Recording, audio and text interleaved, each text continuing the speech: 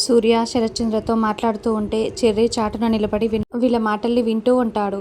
ఈ ఒక్క వ్రతం చేస్తే నిజం బయటపడుతుంది సార్ అని సూర్య అంటే, అప్పుడే మీరా కేపీని అక్కడికి తీసుకొచ్చి, అన్నయ్య ఇంకొక 5 నిమిషాలు మాత్రమే సమయం ఉంది, మీరు ఒప్పుకోకపోతే ఈయన వెళ్ళిపోతానంటున్నారు అని మీరా అంటుంది. నువ్వెక్కడికి వెళ్లాల్సిన అవసరం లేదు కేపీ, నేను ఈ వ్రతానికి ఒప్పుకుంటున్నానని శరత్చంద్ర చెప్పటంతో కేపీ సంతోషపడుతూ ఉంటాడు. ఇక మీదట నా చెల్లిని వదిలేసి వెళ్ళిపోతానన్న మాట కల్లో కూడా రాకూడదు అని శరత్చంద్ర వార్నింగ్ ఇస్తూ ఉంటాడు. బావ ఒప్పుకున్నాడు, నా ప్లాన్ సక్సెస్ అయింది, ఇక నుండి నేను వేసే అడుగు జాగ్రత్తగా ఉండాలని అపూర్వ ఆలోచిస్తూ ఉంటుంది. మామయ్య వ్రతానికి ఒప్పుకున్నారంటే వీళ్ళు బాధపడాలి, కానీ ఇలా సంతోషపడుతున్నారేంటి, సంథింగ్ ఏదో జరుగుతుందని చెర్రీ అనుకుంటూ ఉంటాడు. ఇప్పుడు కొంచెం రిలాక్స్డ్గా ఉంది. గగన్స్ రెమెడీ బాగా వర్కౌట్ అయింది అని ఆకాష్ అంటే, మరేమనుకుంటున్నారు మా బావంటే, తనేం చేసినా కూడా పర్ఫెక్ట్గానే ఉంటుంది, ఆయన నమ్మింది ఏదైనా కరెక్టే అవుతుంది అని భూమి చెప్తుంటే, ఆయన చేసింది కరెక్టా కాదా అని మీరు అతన్ని నమ్ముతున్నారు చూడు, అది మీ గొప్పతనం అని ఆకాష్ అంటే, ఏంటి ఈరోజు మీరు నాతో చాలా పాజిటివ్గా మాట్లాడుతున్నారు అని భూమి అంటే, నిజం ఒప్పుకోవాలి కదా, ఎందుకో ఈ మధ్య నాకు మీ మీద పాజిటివ్ ఇంప్రెషన్ మొదలైంది. అవతలి వాళ్ళలో మంచి కనిపిస్తే చెప్పాలి, మనసులో ఒకటి పెట్టుకొని బయటకు ఒకటి మాట్లాడకూడదు. ఇంతకీ ఒక విషయం చెప్పండి, అసలు నేను ఈ గెస్ట్ హౌస్లో ఉన్నానని మీకు చెప్పలేదే, మరి కరెక్ట్ టైంకి మీరు కరెక్ట్ టైంలో ఎలా వచ్చారని ఆకాష్ అంటే, మా బావ గెస్ట్ హౌస్ నాకు తెలీదా అని భూమి అంటే, ఓ అవును ఇది మీ బావ గెస్ట్ హౌస్ కదా, ఇంతకీ మీరు ఫోన్ చేసి ఏదో ప్రమాదం అని చెప్పారే, మరి దాని గురించి చెప్పట్లేదేంటి అని ఆకాష్ అంటే, మన ఇద్దరిని కలిసి సత్యనారాయణ స్వామి వ్రతం చేయమంటున్నారని భూమి చెప్తుంది. దాంట్లో ఏముంది, చేసేద్దామని ఆకాష్ అంటాడు.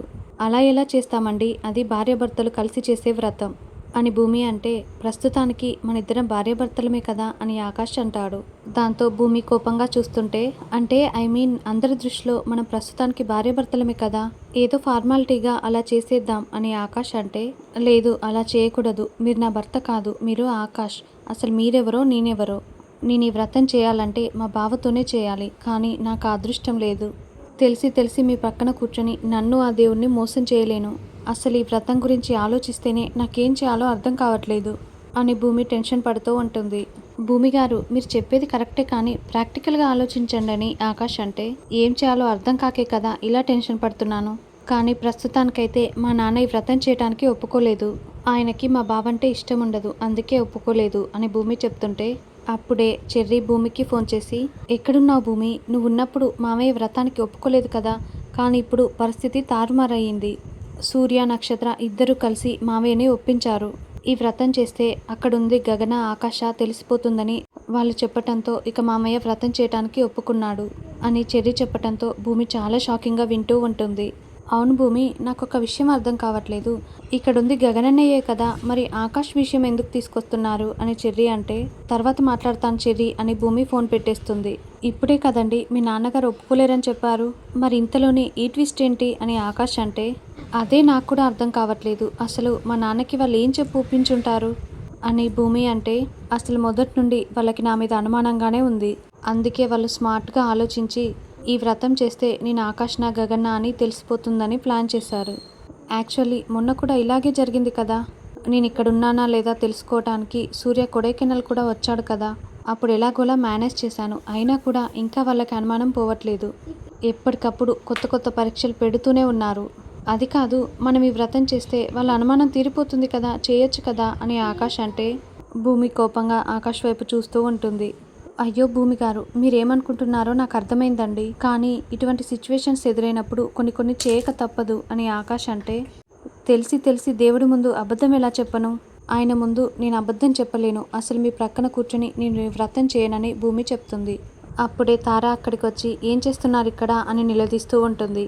నువ్వెప్పుడు ఇక్కడికి వచ్చావు భూమి అని తార అంటే, ఇప్పుడే వచ్చానని భూమి అంటుంది.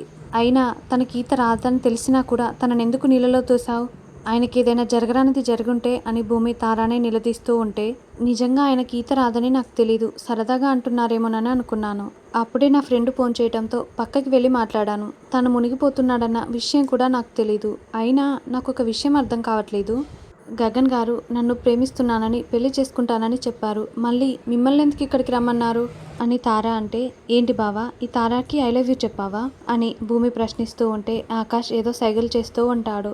చెప్పండి గగన్ గారు అని తార అంటే, ఏంటి బావా తను చెప్పేది నిజమేనా అని భూమి అంటే, నిన్న మొన్న కూడా నన్ను ప్రేమిస్తున్నాననే చెప్పారని తార అంటుంది. ఇక భూమి కోపంగా చూస్తూ ఉంటే, గగన్ గారు మన ఇంటికి వెళ్దాం రండి అని తార అంటే, ఇక ఆకాష్ వెళ్ళబోతూ ఉంటాడు. వెళ్ళండి వెళ్ళండి, ఈసారి ఏ నూతిలోనో తోసేస్తుంది అని భూమి అనటంతో అమ్మో అనుకుంటూ ఇక ఆకాష్ భయపడిపోతూ వెళ్లకుండా అక్కడే నిలబడి ఉంటాడు.